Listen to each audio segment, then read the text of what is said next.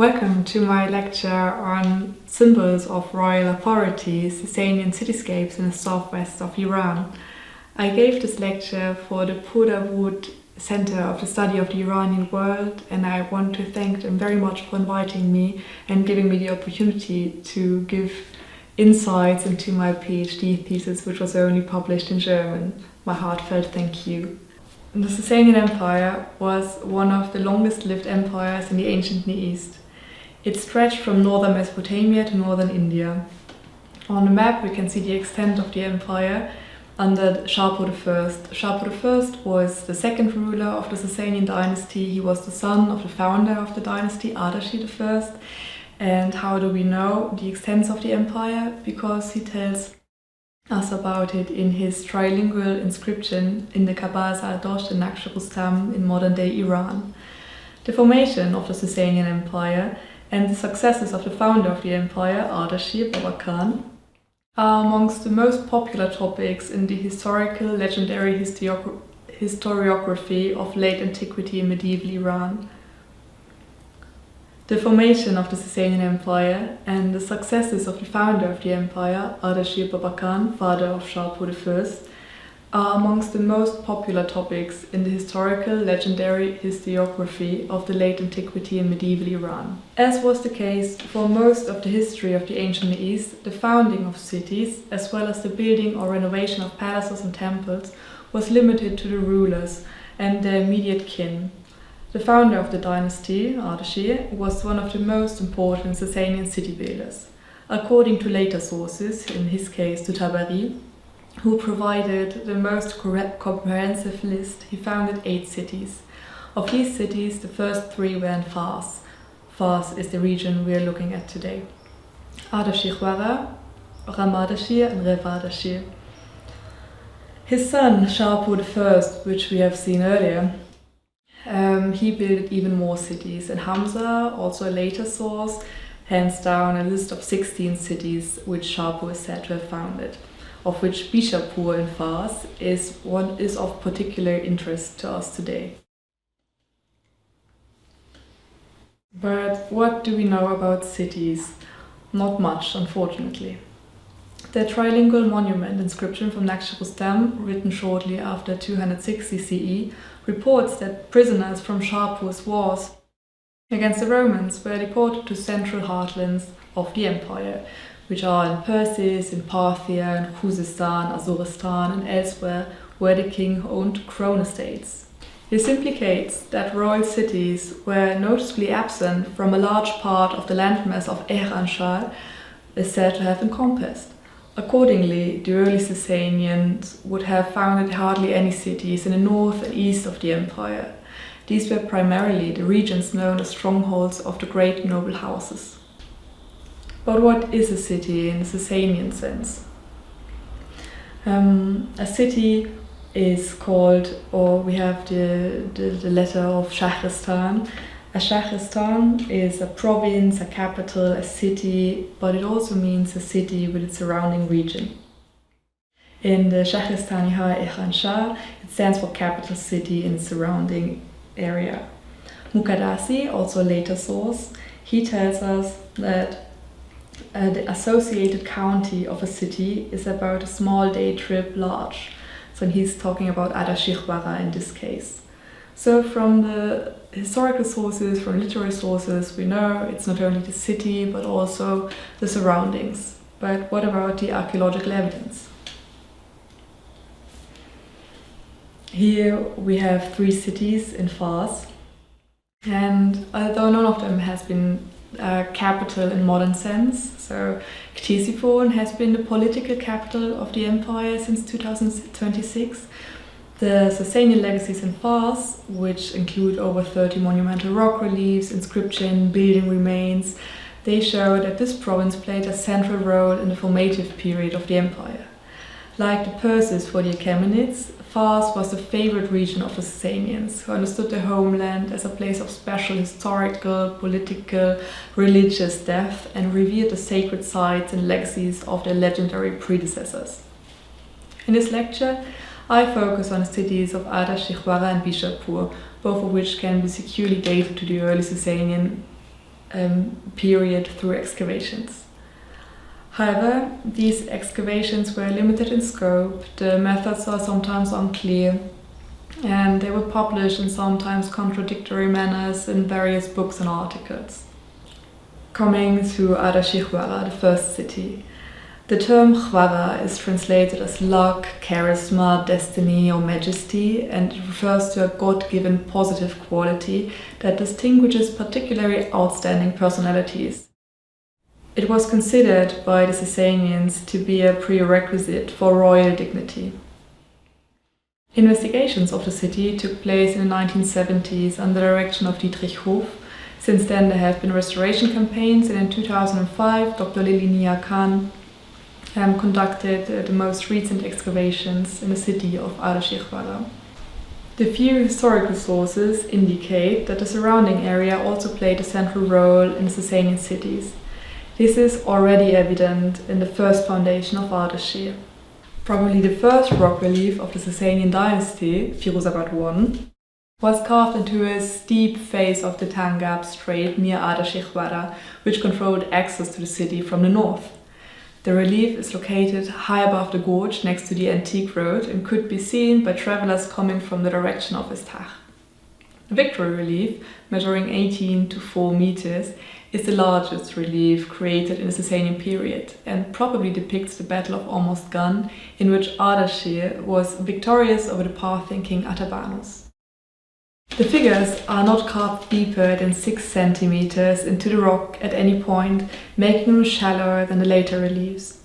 The second rock relief at Ardashir, Firuzabad II, is located above the bridge in the Tangab between Ardashir and Qalei Dokhtar. On the slide you can see it above Firuzabad I. The relief is very roughly worked, and on the right part of the image you can see that it was never completed. It shows the investiture of Ardashir by Ormuzd. In the vicinity of Ardashir, we do not only see rock reliefs but also palaces, and Ardashir has 2 of them. One is the palace fortress, Qalei Dokhtar, which was laid out on a plateau located above the last bend in the river before the Firuzabad plain. The fortress palace extends on a rocky ridge over 3 terrace levels, each with a level difference of 10 meters. Outside the city, also outside, because Qalei Dokhtar is also outside the city, is another structure of Ardashir, normally called the Fire Temple, Atishkadeh, or sometimes addressed in the research as the Great Palace. This palace is located at the exit of the Tangab, on the edge of the shallow alluvial plain of Firuzabad, with no preserved external fortifications at a spring-fed lake. For Iranian architecture, the Ayvan has been an essential feature since its introduction by the Parthians in the 1st century CE. A square-domed hall with an Ayvan were the characteristic elements of Sasanian palace architecture.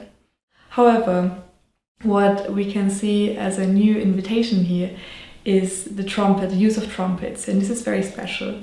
By means of a trumpet zone, the square of the room could be transformed into an octagon approximating the circular shape of the dome.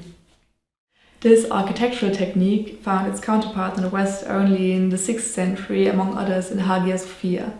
As a successor element in the Islamic periods, we can see the more complex muqarnas, which characterize Islamic architecture to this very day. How new the design of the palaces was can be seen, among other things, in the fact that the Qalei Dokhtar was already riddled with cracks before its completion and had to be subsequently provided with retaining walls.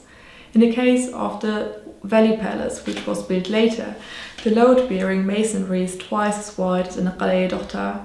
In combination with a steeper construction of the dome, this reduced the horizontal thrust that occurred in the Qalei Dokhtar. So now we have seen in the vicinities palaces, we have seen the rock reliefs, we have seen bridges, but there are other structures in the vicinity of Ardashir. If we look at the city itself, then we can see a radial concentrated street network oriented towards the center of the city. The city was protected by 2 mud walls, and between these walls is a ditch about 35 meters wide. With few exceptions, the 20 radials meet breaches in the outer city wall, so that main and secondary gates can be assumed here. What else we can see if we look at this slide is that these radial street networks, they didn't stop at the city walls, but they went into the countryside. And at some of these radial streets we can still see remnants of Sasanian architecture, or remnants of this period. If we look at the city itself, we can see clearly it's divided into several zones. We have the zone in the middle, where you can find the Tahtanishin. The Tahtanishin is the center of the city. And what else we can see next to the radial concentric street network is that very little parts were excavated. So a big part of the city is still undercover, and today it's used agriculturally. And next to the Tibal, we can only see the Tahtanishin and the so-called Aramgar, which was excavated by Dr. Lilinia Khan in 2005. In Bīšāpūr, we can see in the vicinity similar things as in Ardashīkhwara, but there's one monument that is special to Bīšāpūr. What is singular in Bīšāpūr is the Shāpūr cave with a colossal statue of Shāpūr I. This is in the western rock face of the Gūr and Bīšāpūr at an altitude of about 500 meters above the valley floor. And the entrance is into a natural cave, and here's the statue of Shāpūr I, which stands over 7 meters high. This is the only round sculptural figural representation of a Sasanian ruler up to this date. The capital of the empire was Ctesiphon. However, Ctesiphon cannot be considered a capital in the modern sense.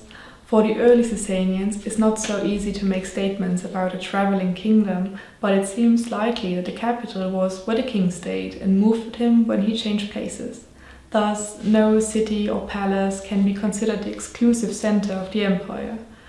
Although Ardashīkhwara has 2 palaces at the same time, and Bīšāpūr probably had 1 palace as well, the early Sasanian kings probably did not spend much time in those residence capitals. During the reign of Ardashir I, the entire territory of the former Parthian Empire, with the exception of Armenia, came under Sasanian control, and Shāpūr was even more successful in this regard. He not only conquered Armenia, but also reached Antiochia and Cappadocia and captured Emperor Valerian, which he was not tired to show in his rock reliefs. These raids did not leave the kings much time in their residence cities. However, their building program indicates that Ardashir and Shāpūr established architectural proxies in their cities.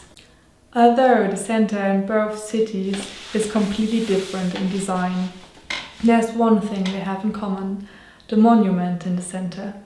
In Ardashīkhwara, the Tibal Tower is located in the center of Firuzabad.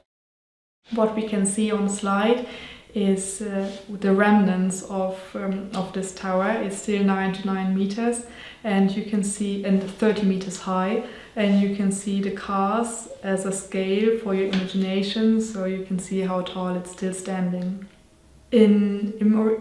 Originally, we can think about this monument as a monument which encompassed 19 to 19 meters, and it would stand 40 to 45 meters high. Under the arch, separating the entrance area from the flight of stairs, the staircase begins with its preserved almost 2 meter wide, extremely flat steps. In a newly exposed entrance area, fragments of decorative stucco strips were found during cleaning, indicating a possible representative function of the tower. Views of the purpose of this tower vary widely. According to Dietrich Hof, due to its location in the center of the city, the tower is seen as a geodesic measuring tower, without which the plan of the city could not have been realized on the uneven surface. He also suggests that representative rooms were probably built on the tower after the surveying work was completed. Regardless of possible interpretations, it should be noted that the location of the tower in the center of the overall plan of Ardashīkhwara suggests a great importance of the building for the symbolic content of the city. Moreover, it's clear that the tower was not only visible from Qal'e Dokhtar and the entire plain, but that the land was also monitored from the tower. Moreover, it cannot be excluded that the platform of the tower was surrounded by a balustrade, as assumed by Hof, or that there were windows in the facade, so that it was not possible to see from the outside whether someone was watching the city or not. Although the existence of windows or a flat roof protected by a balustrade cannot be supported or refuted by the archaeological evidence, it seems possible to me that this tower was used as an instrument of control. Together with its location in the center of a hierarchical structure of the urban areas, this tower is a symbol of royal power in the center of the city. In Bīšāpūr, on the other hand, a more direct symbol of royal rule was chosen in the form of the column monument in the center of the city. This probably consisted of 2 columns and a statue of the king. While fragments of the pillars have been found, the statue itself is considered lost. Although the monument was not visible throughout the city, like the Tebal in Adashihwara, it was located on the main axis of the city and was probably visible from both the main gate to the northeast and the Polygabri bridge in the northwest. So how do we know there was a figure standing on one of the parts of this monument? It's given on the inscription of one of the pillars. And the inscription reads, "In the month of Ravadin, in the year 48, of the 40th year of the fire of Ardashir, in the 24th year of the fire of Shapur, king of fires, in the 24th year, this image was made of his master worshipping Lord Shapur, king of kings of the Iranians and the non-Iranians, whose lineage is from the gods, the grandson of King Pabak. Afzai, the scribe from the city of Haran, made this from his own house, for the master worshipping Lord Shapur, king of kings of the Iranians and non-Iranians, whose lineage is from the gods. And when the king of kings saw this image, he bestowed on Afzai the scribe gold and silver, male servants and female servants, garden and property." As I have already mentioned, no trace of such an image of Shapur was found during the excavations at Bīšāpūr. The inscription does not show what the statue might have looked like or what position it occupied within the monument. The last slides had shown that although the palaces of the rulers were probably located outside the cities, the centers of the cities were nevertheless marked by the absent king, whether symbolically by the Tebal Tower, as in Adashihwara, or by his statue now lost in Bīšāpūr. The king, who at least at the beginning of the Sasanian Empire spent little time in their cities because of the outbreak of war, therefore had in different ways an architectonic proxy in the center of their cities that symbolized their presence despite their physical absence. The last slide also showed the new visual and formal language that the Sasanians introduced when building their new cities. But was everything really new? The first kings of the Sasanians first thought spatial proximity to their supposed ancestors. This is most evident in Nakhsha-Rostam, 6 kilometers north of Persepolis in southwest Iran. There are 4 tombs of Achaemenid kings and a number of Sasanian rock reliefs. Directly in front of the tomb of the Reus is the so-called Gabayazar Dasht, a tower nearly 12 meters high, whose construction probably dates back to the Achaemenids. The purpose of this construction is not known, but we've heard it sometimes in this talk before. This is the place where Shapur, shortly after 260, had his trilingual inscription carved, his deed inscription. Now, the palaces of Ardashir near Adashihwara do show the typical Sasanian construction of rubble mortar stone, which is something the Sasanians are known for. However, the stucco decoration shows the Egyptianizing coving, as can be still seen today on many archways in nearby Persepolis. A special feature is also the place where these coffres were found, namely in the immediate vicinity of the throne rooms. This is especially interesting to consider in light of the fact that Persepolis has been abandoned for the last 550 years, and both Seleucid and Parthian architecture shows very little Achaemenid influence. With regard to art and architecture, on the other hand, there are no similarities. On the contrary, one can rather conclude that perhaps the most striking feature when comparing the Achaemenid and Sasanian architecture is that they are so very different. Thus, the vaulted avan and the domes for the Sasanians replaced the porticos and columned halls of the Achaemenids. This is, however, not the case for the next two buildings I will talk about. The first is the so-called Tahtaneshin, the throne seat, which is located at a distance of about 100 meters in a northwesterly direction from the Tirbal in Ardashir. Also in Bīšāpūr, not only innovations show up. A particularly interesting building within the temple complex is the so-called Building A. Building A is located a bit off to the northwest of the Building B and stands out from the buildings of the complex in the northeastern part of the city due to its sunken position. It consists of a square interior and a corridor running around all sides. On 3 sides, there was an opening under the respective doorsteps, which served as an inlet and outlet for the water, which was supplied via a channel from the Bīšāpūr river about 250 meters away. The water was distributed in a separate room at the end of the western corridor. The lower main room of the building was accessible from the outside only by a barrel-vaulted, very steep staircase with 25 steps. The center of the main square room is occupied by a basin, surrounded by stones. The masonry consists of square stones that were layered in the courses without the use of mortar, so something that is, again, very alien to other Sasanian building techniques. On the north wall, 2 bulb protomes have been preserved on the uppermost stone layer. On each side, a central rectangular doorway connects the central room with a corridor surrounding the room on all 4 sides. The frames of these doors are decorated with a foliate frieze as well as motifs of Egyptianizing coving. Here too, the proximity to Persepolis is evident, and if you look closely, you can see maybe the similarities between the bull protomes in Bīšāpūr with the ones we see in Persepolis. The complex in Bīšāpūr was long considered as a palace building. However, besides the shape and an altar finding among other things, the mosaics indicate that it was probably a temple. In Building B, a woman holds a garland in the same way as a man offering garlands to the gods in a painting in the temple of Dura Europos in the 1st century. Such garlands were used as offerings here and may have been placed on images of the gods, which would strengthen a cultic interpretation of the finding at Bīšāpūr. Aside from the use of royal symbolism, which outside this building only occurs in the representative rooms of Ardashir's royal palaces at Ardashir, the emphasis on water is of interest.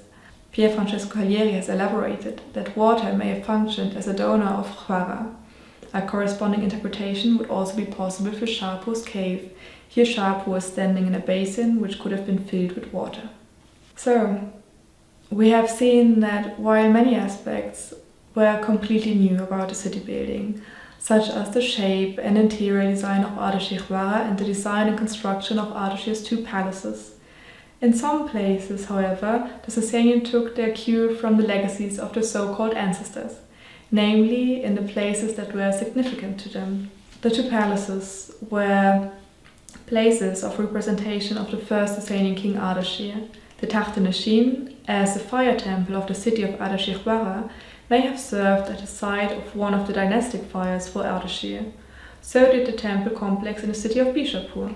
Thus, they were probably all places of royal representation closely associated with the rulers. The legitimation of the new royal dynasty in its own realm was the immediate challenge that the Sasanians had to face. And the official state inscriptions from the early Sasanian period do not hide the newness of the dynasty. The res divisaporis trace the royal genealogy back 3 generations, through Bīšāpūr's father Ardashir to his grandfather Babak. The use of Achaemenid imagery and the accompanying figurative association with the legendary ancestors could convey legitimacy, perhaps in the belief that control over the past could at the same time guarantee control over the future. Now, the question arises, for whom the kings built these cities? The rulers, like the rulers of the empires before them, were to be judged by their ability to make the world a prosperous, peaceful and orderly place. One form of demonstrating their global dominance, in addition to developing agriculture, the acquisition of tribute and the enforcement of social justice, was the building of cities. Ardashi in particular chose a city form for Ardashir that has never been seen before. However, the archaeological finds of Ardashir and Bīšāpūr also contain evidence that the cities were probably inhabited only on a small scale. One possible hypothesis for whom these cities might have also been built arises when considering the relationship between the early Sasanian royal family and the ancient, formerly Parthic nobility. Both Ardashir and Bīšāpūr depended on the support of the nobility for their war campaigns and state building. In non-royal areas, they hardly built cities, nor did they create rock reliefs that showed the glory of the empire. In royal areas, however, cities seem to have served as focal points of Sasanian rule, and a new visual program of the early Sasanians was made clear to every resident and visitor to the city. This was probably also true for the visitors of the old noble families, who could see in these cities what a newly built Sasanian empire to be would look like. So this was a short synopsis of my PhD thesis, and I thank all of you for traveling back in time with me. If you have questions, please don't hesitate to write to me. My email address is included in the first slide, and I hope to hear from you.